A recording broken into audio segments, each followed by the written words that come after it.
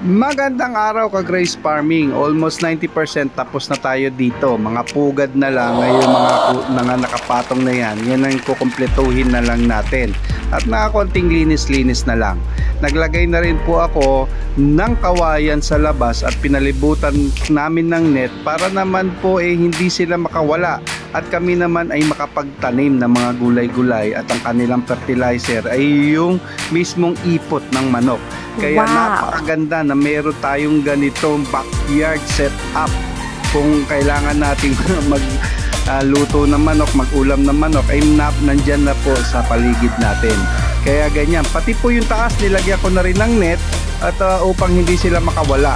Kaya napakaganda ng ganitong setup na meron tayong mga native na manok sa ating paligid. At alam naman natin ka Grace Farming, yung mga native na yan, nakatulad ng Darag, Rhode Island Red, at ang Parawakan na meron tayong breed, ay napakadami nilang mag-itlog. Kaya napakabilis nilang dumami. Kaya ayan ka Grace Farming, may mga native na tayong kulungan. Nagsimula lang po tayo doon sa kulungan ng aso.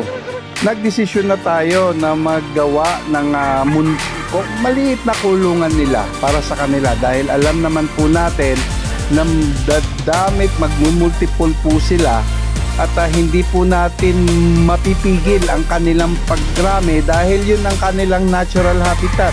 Pag maganda ang kanilang pagkain, pagka maganda ang sustansyang nakukuha ng katawan nila, ay yung kanilang pagbibreed at yung kanilang pagmimate ay kanilang gagawin. At kaya nga dadaming ating mga native chicken.